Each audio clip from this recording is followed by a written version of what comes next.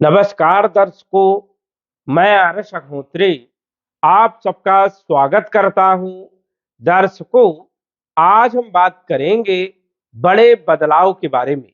जी हां, कन्या राशि वालों के लिए मार्च से लेकर मई 2025 तक बड़े बड़े बदलाव देखने को मिलेंगे, क्योंकि इन तीनों महीनों में नवोग्रह का राशि परिवर्तन होगा।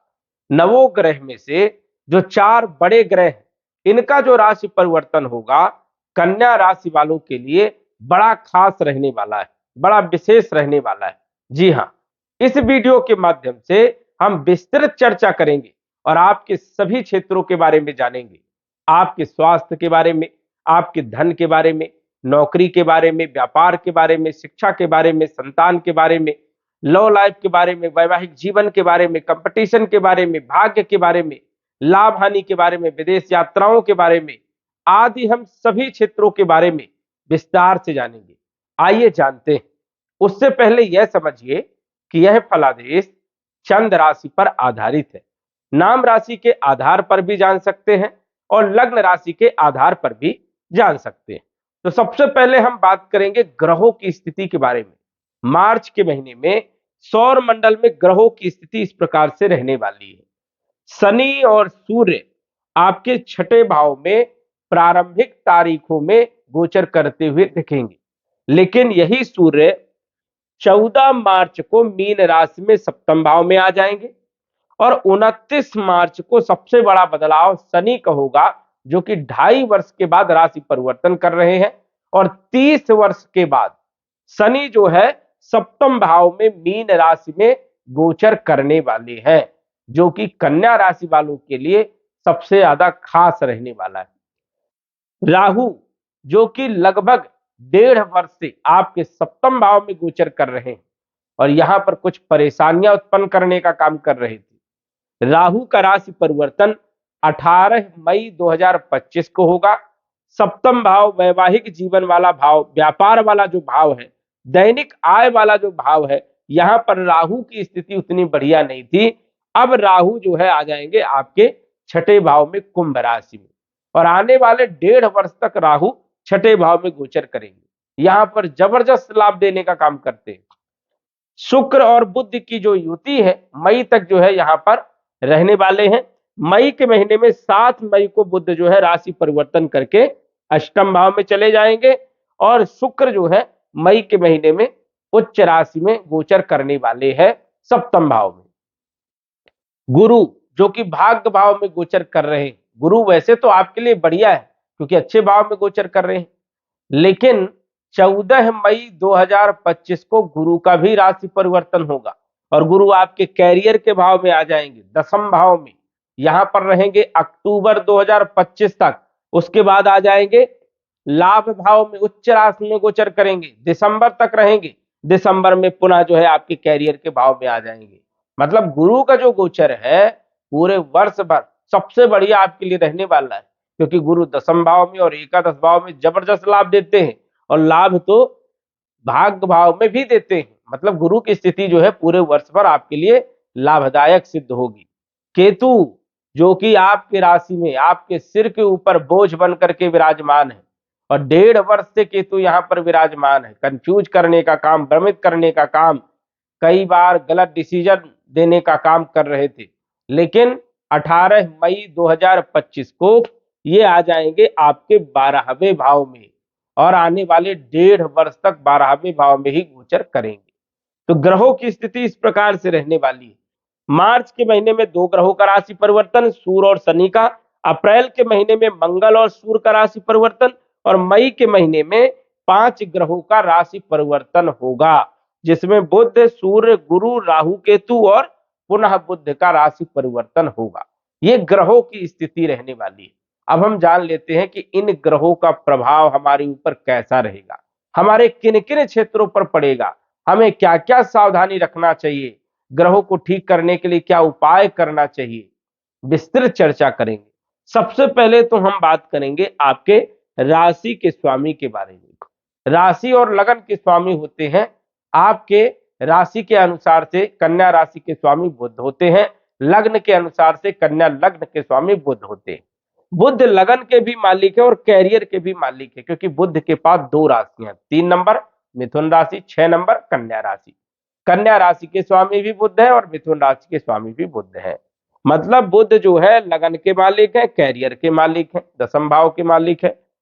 मार्च के महीने में, अप्रैल के महीने में सप्तम भाव में गोचर करेंगे नीच राशि में। हालांकि यहां पर नीच भंग राजयोग बनेगा, जो कि स्वास्थ्य के लिए बहुत अच्छा रहेगा, कॉन्फिडेंस के लिए बहुत अच्छा रहेगा। बुध जो है बुद्धि के कारक है, व्यापार के कारक है, बुद्धि बहुत अच्छी रहने वाली है मार्च और अप्रैल के महीने में। वही व्यापारिक स्थिति के कारक है और व्यापार के ही भाव में गोचर कर रहे हैं। तो जो लोग व्यापार कर रहे हैं, स्वयं का काम कर रहे हैं, उन लोगों के लिए समय बढ़िया रहने वाला है, कोई चिंता वाली बात नहीं। कैरियर के बारे में यदि बात करें तो कैरियर के मालिक बुध हैं और मार्च अप्रैल के महीने में सप्तम भाव में गोचर करेंगे, तो कोई अपॉर्चुनिटी मिल सकती है, प्रमोशन मिल सकता है, या यदि आप नौकरी चेंज करते हैं तो वहां पर ग्रोथ आपको मिल सकती है, ये संभावनाएं हैं। वही मई के महीने की बात करें तो यही बुध जो है अष्टम भाव में गोचर करेंगे मई के महीने में, 7 मई को। तब स्थिति बढ़िया नहीं, यहां पर मई के महीने में बुध जो है अच्छे परिणाम नहीं देंगे। कब तक? ये 23 तारीख तक, 7 मई से लेकर के 23 तारीख तक सावधानी रखना है। इस समय में कोई डिसीजन नहीं लेना, स्वास्थ्य पर भी ध्यान रखना है, और कोई बड़ा काम नहीं करना है, किसी को पैसे उधार नहीं देना है, कोई जो है नौकरी चेंज नहीं करना है, ये आपको ध्यान रखना है।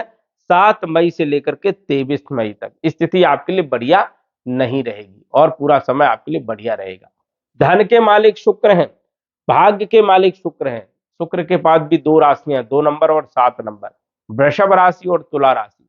शुक्र उच्च राशि में गोचर कर रहे हैं और तीनों महीने उच्च राशि में रहेंगे। मालव्य राजयोग बनाएंगे, पंच महापुरुष में से एक राजयोग माना जाता है। लक्ष्मी नारायण राजयोग बनाएंगे, ये भी जबरदस्त माना जाता है। राशि परिवर्तन राजयोग बनाएंगे, 3-3 राजयोग शुक्र का रहेगा। और शुक्र चौथा राजयोग केंद्र त्रिकोण राजयोग, मतलब 4-4 राजयोग शुक्र जो है बनाएंगे। शुक्र अद्भुत परिणाम दे सकते हैं इन तीनों महीनों में। शुक्र भाग्य को बदलने का काम कर सकते हैं। शुक्र धन के मालिक हैं, धन के स्रोत पैदा करने का काम कर सकते हैं। अचानक धन की प्राप्ति हो सकती है, क्योंकि जब 4-4 राजयोग एक ग्रह बनाएगा तो स्वाभाविक है कि कुछ ना कुछ तो लाभ देगा ही देगा। और केंद्र भाव में गोचर कर रहे हैं, व्यापार वाले भाव में गोचर कर रहे हैं, वैवाहिक जीवन के भाव में गोचर कर रहे हैं। दैनिक आय और व्यापारिक स्थिति, पार्टनरशिप का ये भाव माना जाता है। कहीं ना कहीं इन क्षेत्रों पर शुक्र के अच्छे प्रभाव तो रहेंगे ही रहेंगे। आय के माध्यम बढ़ेंगे, कुटुंब परिवार की स्थिति में सुधार होगा, वाणी में सुधार होगा और पिता के साथ संबंध बढ़िया रहेंगे। भाग्य चमकेगा, किस्मत चमकेगी और रुके हुए आपके काम बनेंगे, यश मान सम्मान मिलेगा, पद प्रतिष्ठा मिल सकती है, नौकरी में प्रमोशन मिल सकती है और स्वयं का काम यदि आप कर रहे हो तो जबरदस्त लाभ देने का काम शुक्र करेंगे। शुक्र वैसे देखा जाए तो 2 मार्च से ये वक्री भी हो जाएंगे, लगभग 43 दिनों तक शुक्र वक्री रहेंगे, मतलब एक्स्ट्रा पावर आ जाएगी। जब भी कोई ग्रह वक्री होता है चेष्टा बल बढ़ जाता है, तो कहीं ना कहीं अद्भुत परिणाम देने का काम करेंगे, भौतिक सुखों में वृद्धि करने का काम करेंगे, लग्जरियस लाइफ देंगे, भूमि भवन प्रॉपर्टी मकान वाहन का सुख देने का काम करेंगे। तो शुक्र की स्थिति आपके लिए बड़ी शानदार रहने वाली है। वही यदि हम बात करें मार्च के महीने में तो 2 ग्रहण भी पड़ने वाले हैं। चंद्र ग्रहण जो कि 14 मार्च को पड़ेगा, वही देखा जाए तो सूर्य ग्रहण जो कि 29 मार्च को पड़ेगा। अब चंद्र ग्रहण जो है ये आपके सप्तम भाव में पड़ेगा। ध्यान रखना है विशेष तौर पर, यहां पर स्थिति ग्रहण के दिन जो है थोड़ा आपको विशेष तौर पर यात्राएं नहीं करना है। फिजूल की यात्राएं हो, चाहे कितनी भी जरूरत हो यात्रा में, टालने का प्रयास करें, क्योंकि यहां पर परेशानियां या स्वास्थ्य को खराब करने का काम या बड़ा नुकसान करने का काम करेंगे।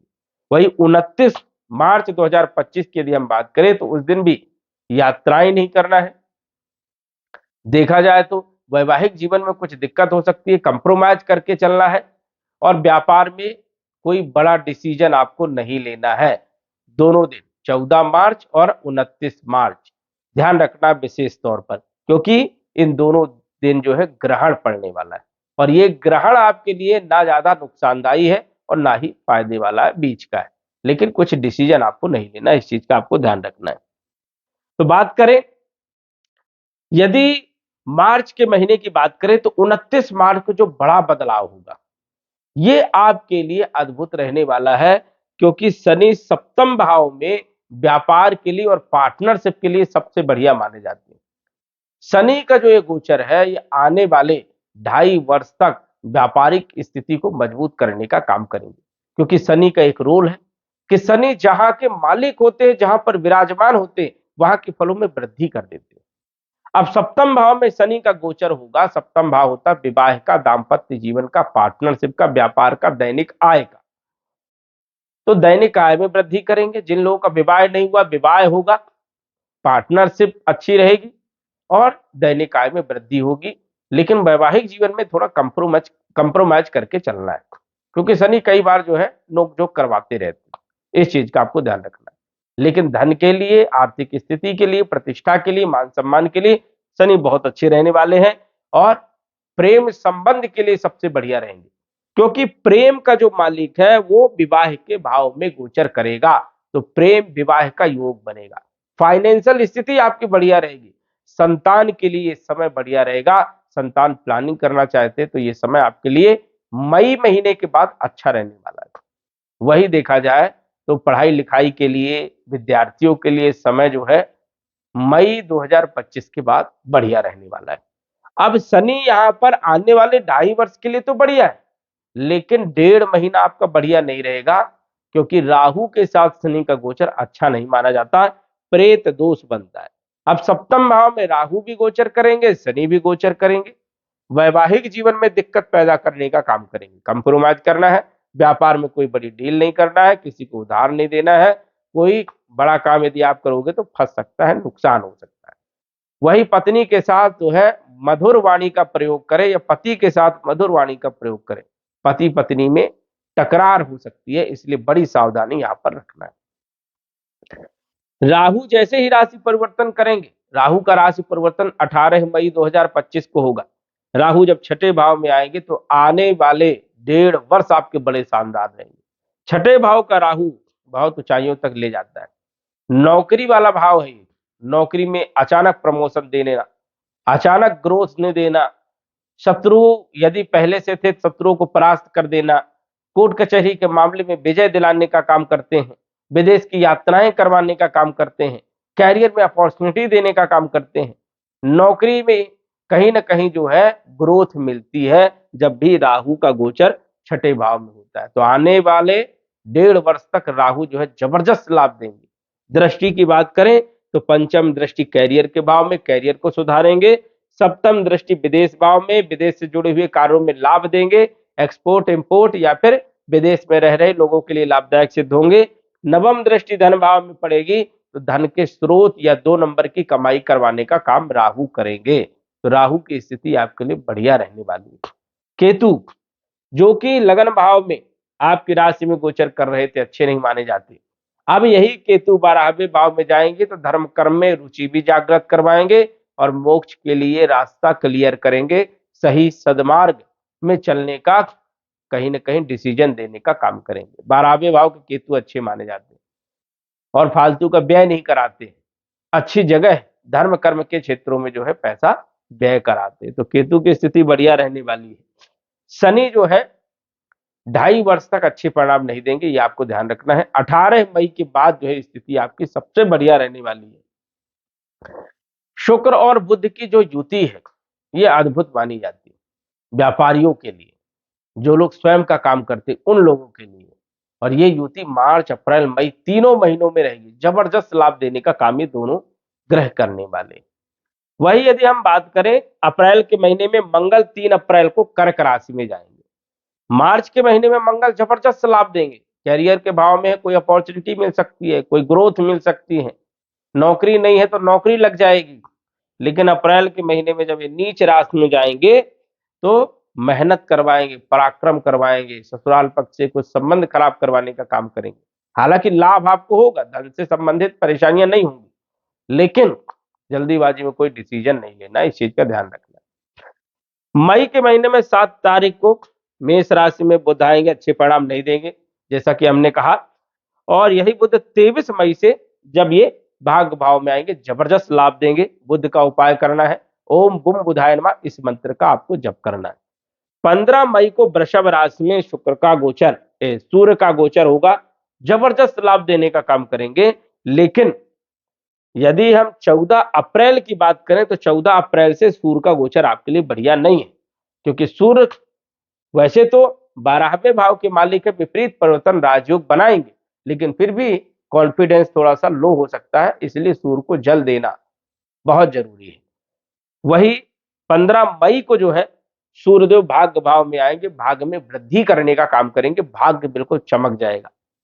14 मई को सबसे बड़ा बदलाव गुरु का, ये आपके लिए सबसे पॉजिटिव रहने वाला है। हालांकि भाग्य भाव में भी गुरु अच्छे परिणाम देते हैं, लेकिन जब कैरियर के भाव में आएंगे तो कैरियर में प्रमोशन जरूर देंगे, हालांकि ट्रांसफर भी करवा देते हैं। गुरु जो है 10वें भाव में फाइनेंशियल स्थिति बहुत ज्यादा मजबूत करते हैं, आर्थिक ग्रोथ, पद प्रतिष्ठा, मान सम्मान देने का काम करते हैं। और अक्टूबर तक यहाँ पर रहेंगे, उसके बाद उच्च राशि में जाएंगे और अच्छे परिणाम देंगे। मतलब पूरे वर्ष भर गुरु जो है जबरदस्त लाभ देने का काम करेंगे। धन भाव में गुरु की दृष्टि होने के कारण धन बढ़ेगा, कुटुंब परिवार की स्थिति में सुधार आएगा, भूमि भवन प्रॉपर्टी खरीद सकते हो, 2025 और 2026 में मकान बना सकते हो, कंस्ट्रक्शन का काम कर सकते हो, वाहन खरीद सकते हो। वही कोर्ट कचहरी में चल रहा मामला भी आपके पक्ष में आ सकता है। रोग ऋण शत्रुओं को समाप्त करने का काम गुरुदेव करेंगे, तो गुरु की स्थिति बहुत शानदार रहने वाली है। उच्च राशि में रहेंगे जब तक, राजा जैसा फल देने का काम करेंगे, तो गुरु की स्थिति भी आपके लिए बड़ी शानदार है। राहु केतु भी आपको बहुत अच्छे परिणाम देने का काम करेंगे, लेकिन मंगल जो है नीच राशि में अप्रैल के महीने में 3 अप्रैल को आएंगे, तो ध्यान रखना है, मंगल अच्छे परिणाम नहीं देंगे और मंगल मेहनत संघर्ष करवाएंगे और ससुराल पक्ष से संबंध को भी कमजोर करने का काम करेंगे। तो मंगल का उपाय क्या करना है? मंगल चंडिका स्तोत्र का पाठ करना है। यदि हम तीनों महीने की बात करें तो शनि का बदलाव आपके लिए लाभदायक सिद्ध होगा, राहु केतु आपको लाभ देने का काम करेंगे, शुक्र बुध सूर्य इन ग्रहों की स्थिति बड़ी टॉप की रहने वाली है। मतलब तीनों महीने आपके बड़े शानदार रहने वाले हैं, इसमें कोई संशय वाली बात नहीं है। लेकिन जिन क्षेत्रों पर हमने बताया कि यहाँ पर सावधानी रखना है, वहां पर आपको सावधानी रखना पड़ेगा, अन्यथा परेशानियां उत्पन्न होगी। अब यदि आपकी कुंडली में ग्रह स्थिति बढ़िया है, महादशा अंतरदशा योग कारक ग्रह की चल रही है, शुभ ग्रहों की चल रही है, तो ये बदलाव 100% होगा। और यदि मारक ग्रहों की चल रही है, राहु केतु शनि की चल रही है, पाप प्रभाव में ग्रह है उनकी चल रही है, तो बदलाव बहुत ही कम देखने को मिलेगा, 5-10% ही देखने को मिलेगा या उससे कम हो सकता है, लेकिन कुछ ना कुछ बदलाव जरूर देखने को मिलने वाला है। सटीक जानकारी के लिए घर बैठे कुंडली का विश्लेषण करवा सकते हैं।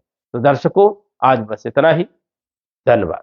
यदि आप अपनी कुंडली का विश्लेषण घर बैठे करवाना चाहते हैं तो दिए गए व्हाट्सएप नंबर से संपर्क करें। साधारण फीस जमा करके आप अपनी कुंडली का विश्लेषण फोन के माध्यम से घर बैठे ही करवा सकते हैं और जान सकते हैं अपने भूत, भविष्य और वर्तमान के बारे में। धन्यवाद। WhatsApp number 9479893911।